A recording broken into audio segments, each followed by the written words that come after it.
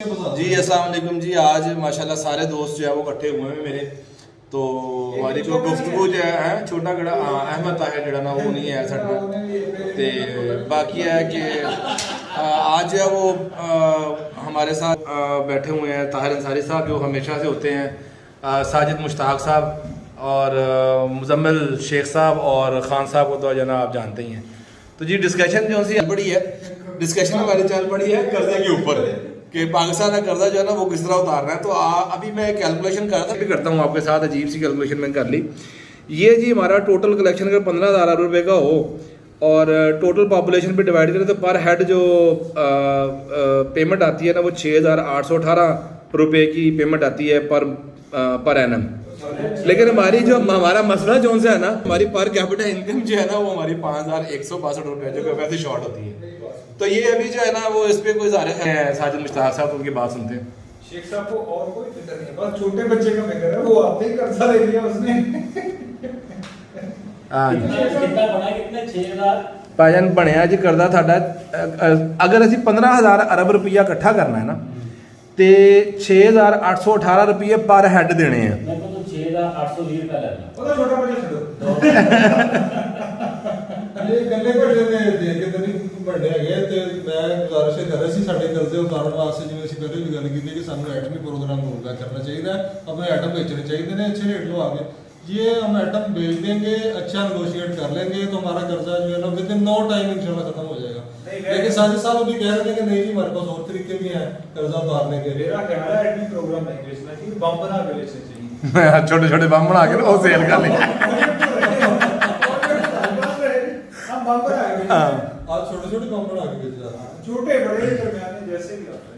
लेकिन अभी बात हो रही थी कि साहिब साहब कह रहे थे कि जी हमें यहाँ पे इस नहज पे फौज लेके आई है, फौज की हाँ, वो गल जिहड़ी ना की सी तो उसको हम डिटेल में साहिब साहब मेरा सिर्फ एक फौज क्वेश्चन है, आप मौसम बेग साहब को एक दफा सर क्या कहा? साहब जो मौसम बेग साहब मौसम बेग साहब ने क्या कहा है आप बता दें। मैं क्यों बताऊं? नहीं यार बता दें इसमें। सर जो करें डिग आउट करें वो क्या है, आप वो सारी साहिब साहब ना थोड़ा डर गए, घबरा गए फौज के बारे में बात करने पे। आजकल तो सारी दुनिया फौज को कतार कह रही है, हम खैर कतार तो नहीं कहते, कतार तो नहीं लेकिन कहते, सारी कतार तो नहीं कह सकते, पाक फौज को हम तो बड़े लाल समझते हैं हमको। और लेकिन जो सर जी जो गलतियां हैं, जो गलतियां कोताहियां हैं उसको जो है वो डील उसको डिस्कस करने में तो कोई मसला नहीं है। कि अगर हम एटम बम बेच भी दें, मुनाफे से बेच दें, फर्ज करो हमारा 50,000 अरब कर्जा है और हम उसको 70,000 अरब पे भी बेच दें, फिर इन सियासतदानों ने, इन लोगों ने वही करप्शन करनी है।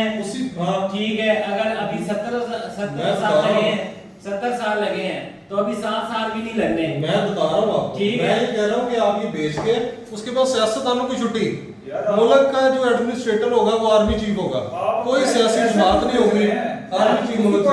बात तो वही आ गई ना, लोग तो फिर यही भी कहते हैं कि यार फौज कोई मतलब उधर से तो नहीं आई, आसमान से तो नहीं उतरी यार इस ना, मुल्क वो में फरिश्ते हैं। सबसे लॉयल इदारा हमने देखा इस मुल्क में फौज है, जो मुल्क के लिए लड़ते हैं और मुल्क के लिए स्टेप लेते हैं और फैसले भी करते हैं, और आखिरी नजर हमारी फौज पे होती है कि यार जो फौज कर रही है। लेकिन अगर तुमने जमहूरियत में चलना है और आइन के तहत चलना है तो फौज का किरदार सिर्फ जो है ना बॉर्डर्स को और जंग के हालात में नहीं, उसमें बना लेंगे फौज एक पार्टी बना ले, फौज एक सियासी पार्टी बना ले। सियासी पार्टी नहीं, अगर आपने तरक्की करनी है सिविल सुप्रीमेसी आपको चाहिए, जो मर्जी कर ले, सिविल सुप्रीमेसी होगी तो आपकी प्रोग्रेस होगी। सिविल सुप्रीमेसी जो मर्जी कर ले। हम यार एक मिनट रहे, सियासतदान आपके चलो जी हम आधा आधा कर रहे थे, आधे फौज ने ले लिए, आधे आपको पॉलिटिक्स ने ले लिए। फौज ने तो फिर भी लेके आपके नेशनल डिजास्टर सेल आपका किसके पास है? फौज के पास। एनएलसी नेशनल लॉजिस्टिक सेल किसके पास है? फौज के पास। हाँ वो भी उसने रेलवे का बिड़ा चलो 50-60 में बना है फौज की। एक मिनट है भाईजान, 60s में आपका एनएलसी बना, उसके बाद आप अपनी प्रोग्रेस देख लें रेलवे के मुताबिक, रेलवे आपका जीरो हो गया, नेशनल लॉजिस्टिक सेल वापस।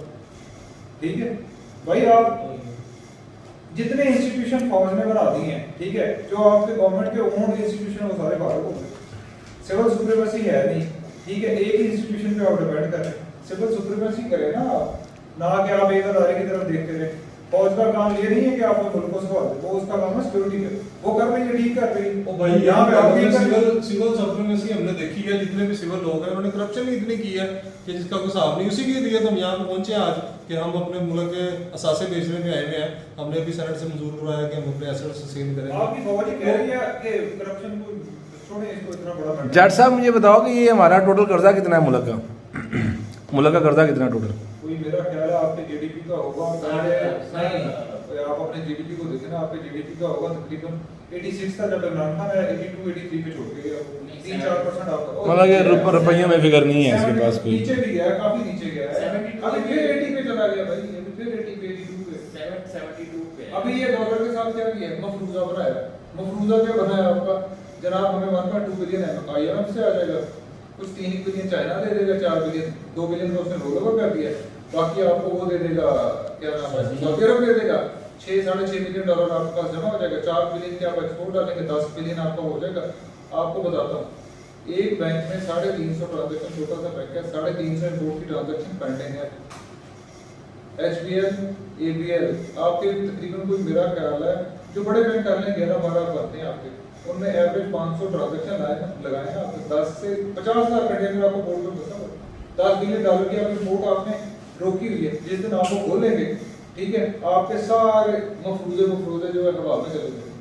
कौन सी ऐसी सॉलिड बैकग्राउंड है जिसकी बेसिस पे आपने डॉलर वही रोल बैक कर दिया? इसका मतलब आपने एप्रिशिएट भी गलत किया, डेप्रिशिएट भी गलत कर रहे हैं। दोनों चीज देखें, दोनों को बचाएं ना, टाइम दें, इंपोर्टर को भी एक्सपोर्टर को भी टाइम दे दें। भाई आपके पास 60 डेज है, 30 डेज है, 40 डेज है, इसमें हम यहाँ तक ये बेंचमार्क यहाँ तक लेके आए कि अपनी कॉस्टिंग बैलेंस करें। ये हमेशा से मैंने देखा या एक्सपोर्टर मर जाता है या इंपोर्टर मर जाता है, दोनों में से एक पार्टी गई, क्योंकि हमारा मैकेनिज्म ही नहीं है। हम उसको डॉलर का रेट कहाँ से तय होता है? आपकी जीडीपी से। जो आपकी जीडीपी ग्रोथ होती है, उस सारी सर्विसेज क्या, आपकी जीडीपी ग्रोथ क्या, आपकी इकरामी क्या कमी था, उससे आपका डॉलर का रेट एक्सपेक्ट होता है।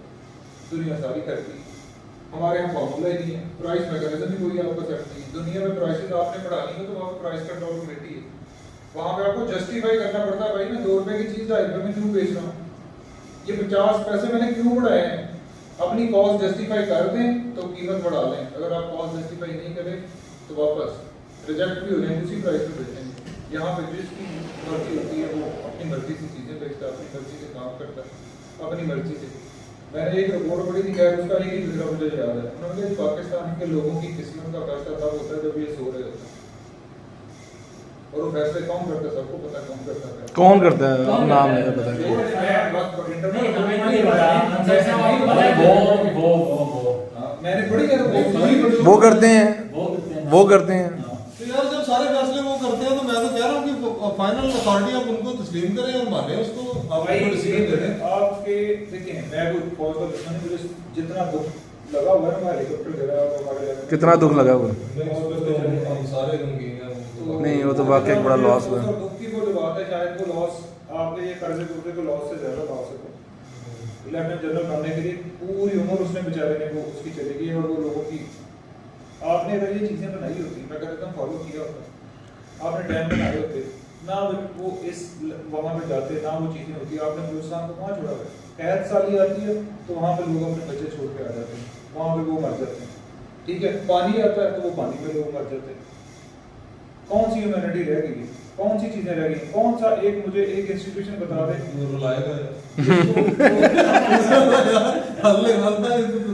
ये तो ये जो क्या भाईजान मेरी बात सुने, बहुत इसका सिंपल है, सिविल सुप्रीमेसी होनी चाहिए। ये जो हमारे को एक चीज आपसे ठीक कर लें, आपका पूरा निजाम सिस्टम ठीक, आप जस्टिस सिस्टम ठीक कर लें, आप हर चीज ठीक हो जाएगी।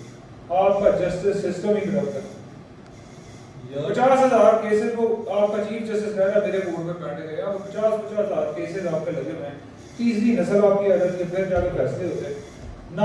मुझे बताएं कि अभी तक आपको कौन से रखा था समथिंग के अंदर पढ़ी जा रहे हैं यार? वो तो इंडिया में भी इतने केस पेंडिंग है कोर्ट में, और ये केस पेंडिंग तो फिर इंडिया का फॉरेन सर्विस वो आपका क्यों नहीं है? अगर यही मिसाल देनी है इंडिया में यार उसकी ये वो वजह करप्शन है हमारी सियासत लोगों की, इंडिया से कंपैरिजन ना करें, वहां सिविल सुप्रीमेसी, वहां सिविल सुप्रीमेसी वजह इतनी करप्शन नहीं ना, इतने कर्जे नहीं ना चढ़े उनके ऊपर, ये कर्जे हमारे ऊपर चढ़े हैं, इसकी वजह से हम यार एक मुझे चीज बताएं, देखिए मैं कभी नजर सारी चीजें छोड़े, हमारी को $500 बिलियन की इकोनॉमी है, जिसमें $250 बिलियन का शेयर जो है वो आपका कितना? नहीं 200 बिलियन तक का है यार वो भाई 50% नहीं है, let's be honest about that. 40% के ऊपर जो है ना वो बजट नहीं, ये सारी कार्गो है ना उसे उठा के लेके जा रही है। लाहौर कराची की कार्गो है ना उसी के पास है। वो बेसिक हुआ ये, जब आपने वो बना दी आप लॉजिस्टिक्स में, आपने रेलवे को इस नहज पे ले गए तो वो रही नहीं इस काबल कि आप कार्गो लेके जा सके। फिर आपकी प्राइवेट कंपनीज आ गई अंदर, खत्म यार वो तो रेलवे ने अपना मुझे ये बताएं स्टील मिल में इतने भर्ती करने की कहां पे भाई आपको कौन सी मुगल आई हुई कि आपने इतने भर्ती कर दी? यार बहुत बड़ी मिल है, बंदे ज्यादा चाहिए। ठीक है, वहां पे तो फिर मेरा ख्याल है 20-25 हजार और भी सो सकते हैं भेज दो। ठीक है, अब तो चल रही सोने के लिए नहीं, काम करने के लिए। जहाज कम है, एक जहाज पे 600 तो बंदा लगाया हुआ है आपने। जहाज में केड़ा जहाज? ये जहाज 600 बंदा एक जहाज दे ऊपर। अरे ये मैं वही कह रहा हूं कि आपके ये लोग ये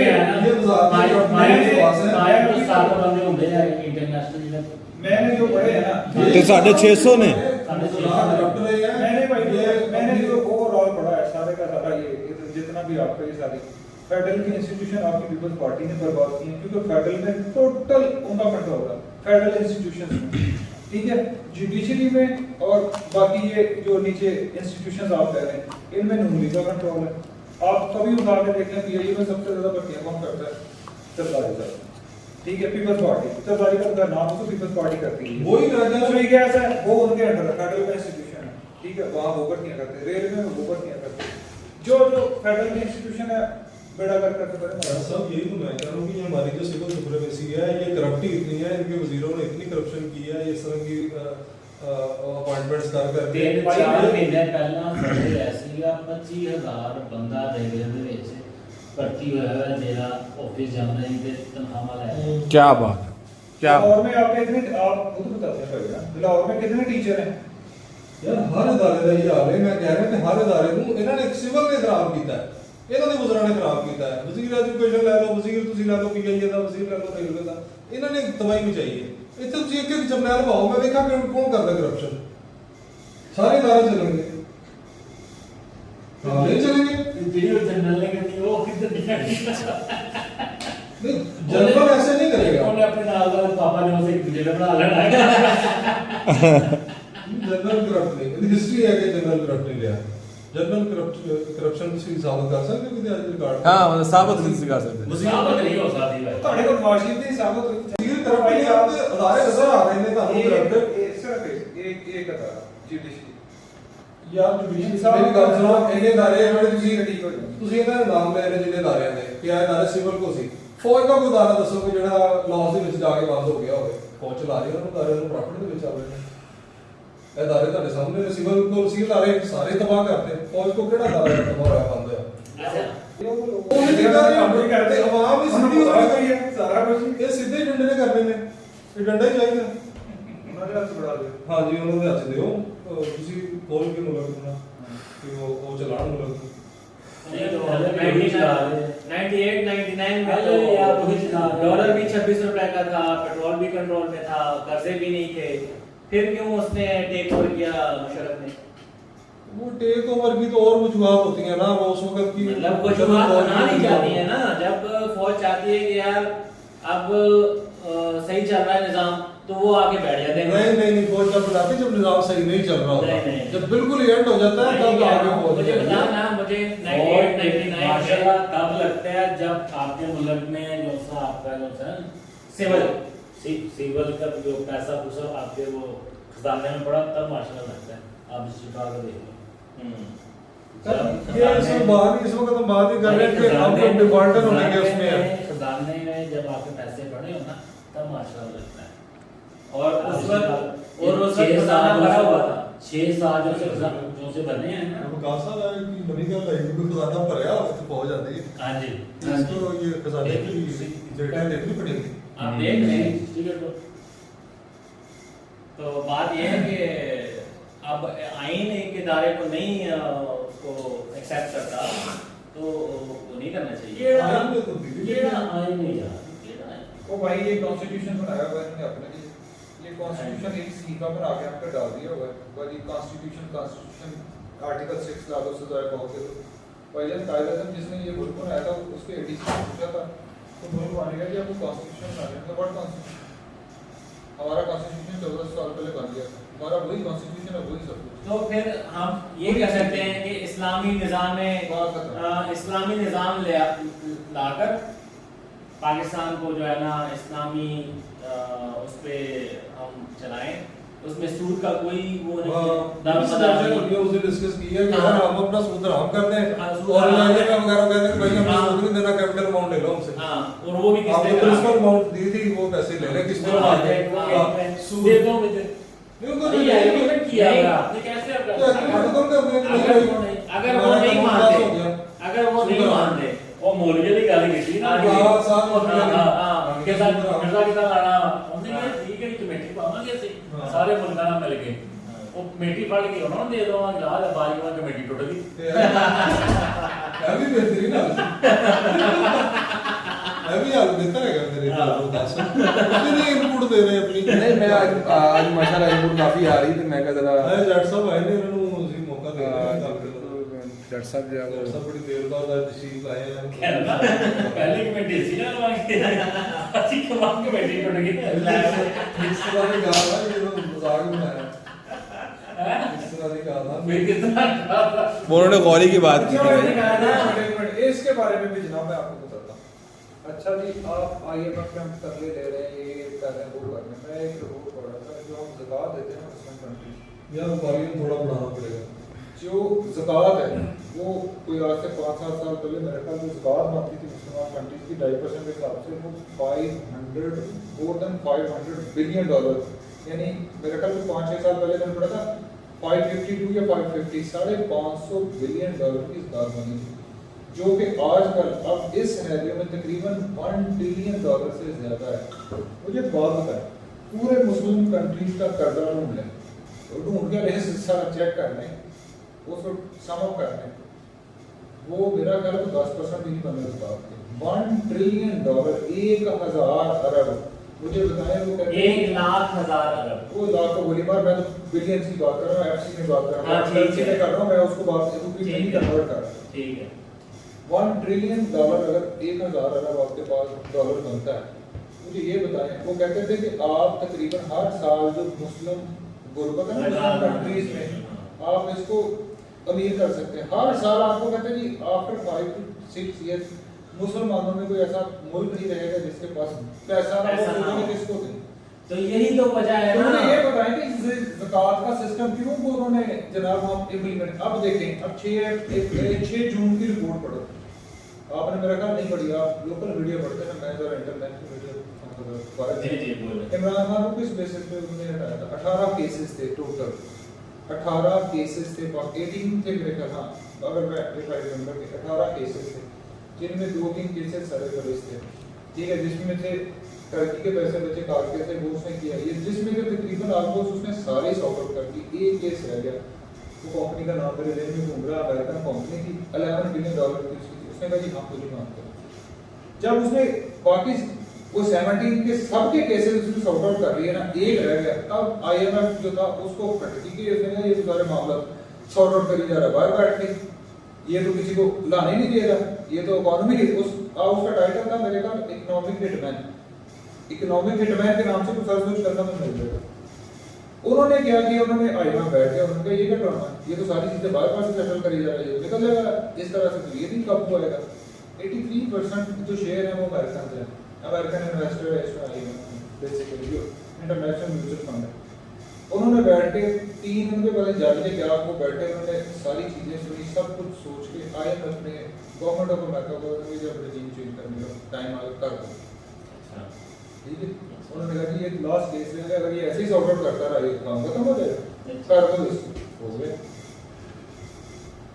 जैसा बात ये है इस वक्त इमरान तो खान की इमरान नवाज को शरीफ गोली की मारे। बातें नहीं हो रही। इमरान को गोली मारे, मैं वैसे इस बता रहा वक्त जो है ना- हूं, मैं तो आपको 6 जून की रिपोर्ट की बात की है, हमारी इकोनॉमी की इकोनॉमिक बात हिटमैन के नाम से पढ़ लो, मैं ये बात कर रहा हूँ कि क्या इकोनॉमिक एडजस्टमेंट की रिपोर्ट की है पढ़ लो कंप्लीट। यार मैं वीडियो बनाऊं साथ साथ, ये मैं वो भी करूं, मैं नहीं R&D नहीं मैं कर सकता इस नहीं, टाइम। ये पूरी दुनिया के इस्लाम मुबारक की है। नहीं नहीं नहीं तो वो साढ़े 10 साल तक तेरे लगती थी यार मैं तेनों में कोई गल ही नहीं कर रहा ਤੇ ਮੁਲਕ ਦੇ ਕਿਵੇਂ ਫਿਰ ਕਰਜ਼ਾ ਉਤਾਰਨ ਵਾਸਤੇ ਸਰਕਾਰ ਦੇ ਇਸਤੇਮਾਲ ਕਰ ਰਹੀ ਹੈ यार हमने मुराद से लेके दिया थी मैं तो क्या पॉवर्टी एलिमिनेशन मुराद से लेके दिया ज़कात फतराना लेके दिया पॉवर्टी एलिमिनेशन कर सकते हो ना यार ले इधर तो दाल ना बिगड़े यार ਇੱਕ ਸਰਕਾਰ ਲੈ ਕੇ ਆਇਆ ਉਹ ਸਰਕਾਰ ਦਾ ਫੰਡ ਜਿਹੜਾ ਉਹ ਜਿੱਥੇ ਸਵਾਲ ਹੁੰਦਾ ਸਿਰਫ ਉੱਥੇ ਹੀ ਹੁੰਦਾ ਤੇ ਨਾਲ ਮੁਲਕ ਦੇ ਕਰਜ਼ੇ ਨਾਲ ਸਰਕਾਰ ਇਹਦੇ ਤੇ ਐਡ ਕਰ ਦੇਣਾ ਮੈਂ ਤੁਹਾਡੇ ਫੰਡਿੰਗ ਕਰੀਏ ਅਸੀਂ ਡੋਨੇਟ ਕਰ ਰਹੇ ਸਾਰੇ ਡੋਨੇਟ ਕਰ ਰਹੇ ਫੰਡ ਵਾਸਤੇ ਲਾ ਰਹੇ ਕਰ ਰਹੇ ਨੇ ਸਾਰੇ ਜਾ ਕੇ ਪੋਵਰਟੀ ਐਲੀਮੀਨੇਸ਼ਨ ਹੋ ਸਕਦੀ ਸਾਡੀ ਕਿ ਨਹੀਂ ਹਾਂ, poverty elimination। ਇੱਕ ਪਸਮਾਨਦਾ ਹੀ ਏਰੀਆ ਦਾ ਬਹੁਤ ਜ਼ਿਆਦਾ ਬਹੁਤ ਫਰਕ ਹੋ ਗਿਆ ਤੁਸੀਂ ਜ਼ਕਾਤਾਂ ਨੂੰ ਡਿਵੈਲਪ ਕਰ ਦਿਓ ਕੱਲ ਨੂੰ ਜ਼ਕਾਤਾਂ ਨੂੰ ਦੇਣ ਜਿਹੜੇ ਲੋਕ ਕਰਦੇ ਹਨ ਨਾ ਲੈ ਕੇ ਜਾਂਦੇ ਕੱਲ ਨੂੰ ਫਿਰ ਡੋਨੇਟ ਕਰਦੇ ਕੀ ਹੈ ਉਹ ਕੀ ਕਰਦੇ ਨੇ ਉਹ ਠੀਕ ਹੈ ਮੈਂ ਕੀ ਗੱਲ ਮੁਲਕ ਦਾ ਕਰਜ਼ਾ ਉਤਾਰ ਆਈਐਮਐਫ ਦੀ ਕਿਸ਼ਤ ਵਾਸਤੇ ਸਰਕਾਰ ਨੂੰ ਮੁਲਕ ਦੇ ਕਰਜ਼ੇ ਦੀ ਗੱਲ ਨਹੀਂ ਕਰ ਰਿਹਾ ਤੁਸੀਂ ਕੋਈ ਪ੍ਰੋਜੈਕਟ ਆ ਤੁਸੀਂ ਉਹਦੇ ਤੇ ਇਨਵੈਸਟ ਕਰੋ ਇਨਵੈਸਟ ਕਰਕੇ ਪ੍ਰੋਜੈਕਟ ਚੋਂ ਕਮਾ ਕੇ ਦਿਓ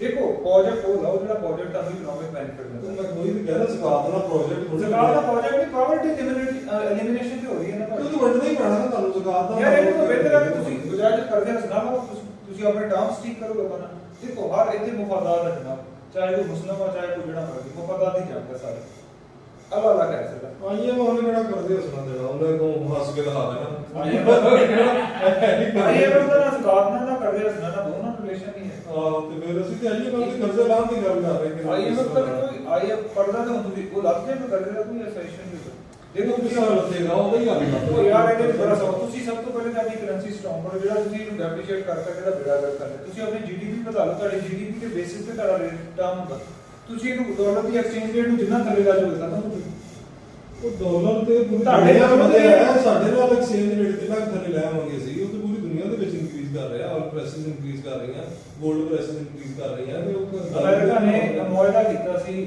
ਉਹਦਾ ਨਾਮ ਪਰ ਕਿ ਅਜੇ ਤੱਕ ਹੈ ਮੁਆਇਦਾ ਸਾਊਦੀ ਅਰਬ ਨਾਲ ਉਹਨਾਂ ਨੇ ਕਿਹਾ ਸੀ ਤੁਸੀਂ OPEC ਜਿਹੜਾ ਜਿਹੜੇ OPEC ਕੰਟਰੀਜ਼ ਨੇ ਆਇਲ ਪ੍ਰੋਡਿਊਸਿੰਗ ਕੰਟਰੀ ਇਹਦਾ ਤੁਸੀਂ ਉਹ ਪੈਟਰੋ ਡਾਲਰ ਚ ਕਰੋ ਇਹਦੀ ਐਕਸਚੇਂਜ ਤੁਹਾਡੇ ਨਾਲ ਮੁਆਇਦਾ ਤੁਹਾਡੇ ਡਾਲਰ ਦਾ ਰੇਟ ਫਿਕਸ ਹੈ 3.46 ਹੈ 3.17 ਹੈ ਐਗਜ਼ੈਕਟਲੀ ਨਹੀਂ ਮੈਂ ਜਾਣਦਾ ਸਰਚ ਕਰ ਲਾਂ ਕੀ ਹੈ ਪੈਟਰੋ ਡਾਲਰ ਦੀ ਕੀਮਤ ਫਿਕਸ ਆ 1970s के 70s ਦੇ ਰਾਉਂਡ ਅਬਾਊਟ ਹੋਇਆ ਸੀ ਇਹ ਪੈਟਰੋ ਡਾਲਰ ਦਾ ਹੁਣ ਤਾਂ ਉਹ ਨਹੀਂ rate exchange rate Saudi Arab ਨਹੀਂ ਵਧਿਆ ਐਕਸਚੇਂਜ ਰੇਟ ਉਹਨਾਂ ਹੀ ਆ ਰਿਹਾ ਅਗਰ ਤੁਸੀਂ ਵੀ ਇਹਨੂੰ ਉਹ 6 10 20 30 40 50 ਤੇ ਲਾਓ ਚਲੋ ਐਟਲੀਸਟ ਤੁਹਾਡਾ ਕਰਜ਼ਾ ਕਿੱਥੇ ਆ ਜਾਏਗਾ ਤੁਸੀਂ ਆਪਣੀ ਜੀਡੀਪੀ ਗਰੋਥ ਵਧਾਓ ਤੁਹਾਡੀ ਜੀਡੀਪੀ ਗਰੋਥ ਵਧੇ ਐਕਸਪੋਰਟ ਵਧੇਗੀ ਤੁਹਾਡਾ ਉੱਥੇ ਤੁਹਾਡਾ ਗਰੋਥ ਰੇਟ ਡਿੱਗੀ ਜਾ ਤੁਹਾਡਾ ਡਿੱਗ ਜਾਏਗਾ ਤੁਹਾਡਾ ਐਕਸਚੇਂਜ ਰੇਟ ਬੇਸਿਕਲੀ ਡਾਲਰ ਦਾ ਰੇਟ ਹੀ ਫਿਕਸ ਹੁੰਦਾ ਵਾ ਤੁਹਾਡੀ ਜੀਡੀਪੀ ਨਾਲ ਕਿ ਇਹਨਾਂ ਦੀ ਗ੍ਰੋਥ ਗਵਰਨਮੈਂਟ ਪ੍ਰੋਡਕਟ ਕਿੰਨੀ ਹੈ ਇਹਨਾਂ ਨੇ ਫਲਾਣੇ ਕਿੰਨੀ ਪ੍ਰੋਡਕਸ਼ਨ ਕੀਤੀ grass domestic product growth domestic product ਉਹੀ ਹੈ ਨਾ ਤੁਹਾਡੀ ਅਗੇ ਤੁਹਾਡੀ ਜੀਡੀਪੀ ਨਾਲ ਬੇਸ ਕਰਦਾ ਤੁਹਾਡਾ ਐਕਸਚੇਂਜ ਰੇਟ ਤੁਸੀਂ ਮੈਨੂੰ ਇੰਨਾ ਯਾਦ ਆ ਕਿ ਜਦੋਂ 2018 ਦੇ ਵਿੱਚ ਇਲੈਕਸ਼ਨ ਹੋਏ ਸੀ ਨਾ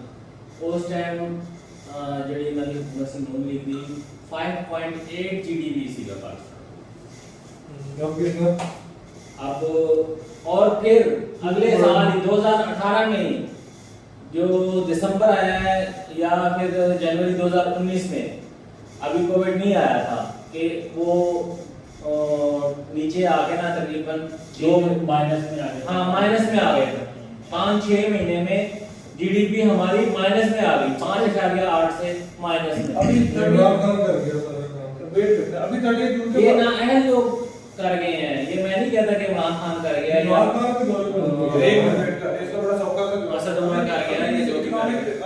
इकोनॉमिक सर्वे दिया आपकी गवर्नमेंट ने मोदी ने अभी की छोड़ो अब क्यों छोड़ो 4 साल वो हुकूमत ही क्यों कर गए अभी दिया सर्वे अब उन्होंने बेड़ा जब हल कर दिया है नहीं नहीं बात सुन लो ना उसकी बात हल सुन लो कर दिया है कर दिया जी उसने बेड़ा कर दिया हाँ। आपकी हुकूमत ने आके 2 महीने के बाद सर्वे दिया है इकोनॉमिक सर्वे उसमें क्या था अपना आपकी ग्रोथ रेट क्या थी कंट्री की 2 महीनों में क्या दो महीने में क्या growth होनी है यार? 4 साल का वही लॉस तो पिछली क्या पिछली गवर्नमेंट की ग्रोथ इकोनॉमिक सर्वे पिछली गवर्नमेंट हाँ उनका जो वो दे गए हैं और स्टैटिस्टिक्स तो पिछले आने हैं एटीट्यूड ना रखो पिछली गवर्नमेंट क्या क्या था कितना था बताएं आप बताएं मैंने तो तो 4 साल पहले का जीडीपी याद चल तू देख लिया तू दस दे कितना हमारा 5.97 ले 5.8 हो नहीं सकता हो ही नहीं सकता भाई आप खान है आपका कहां छुट्टा है तो छुट्टा है यार ग्राफ देख लो अभी तुम भाई आपकी गवर्नमेंट ने दिया है मैंने नहीं दिया आपकी गवर्नमेंट ने दिया यार आपकी गवर्नमेंट ने दिया गूगल पे सर्च करो तो पता चलता है। कोई बात चलो जी दोस्तों, ये डिस्कशन जो सी है वो काफी लंबी हो गई और डिस्कशन हुई है। नहीं अपना ही है, अपना ही चल रहा है भाई। तो वीडियो जो बनती है वो अपने वाली बनती है हमारी वीडियो, उसके अंदर तो कोई ऐसी जो है वो छुपी हुई बातें नहीं होती, खुली डुली जो बातें आपस में हम लोग करते हैं वही वाली बातें चल रही ये होती हैं। सीधी सी बात है, बुरों में से थोड़ा कम बुरा ढूंढना है ना बात है तो सारे चोर, कम छोटा चोर है हमने वो ढूंढना है बात है। तो नवाज शरीफ छोटा सा चोर है। वो बेसिक नहीं नवाज शरीफ उनसे भी छोटा है। नहीं, फाइनेंशियली छोटा नहीं है, वैसे कारोबार में छोटा है। अगर फाइनेंशियली साथ में छोटा जो लगे छोटा जो भी वो इमरान खान ही लगता है। चलो जी दोस्तों, ये तो डिस्कशन चलती रहेगी, वीडियो काफी लंबी हो गई है, फिर इंशाल्लाह नेक्स्ट वीडियो के अंदर छोटी सी गैप ओके, अल्लाह हाफिज, बाय बाय।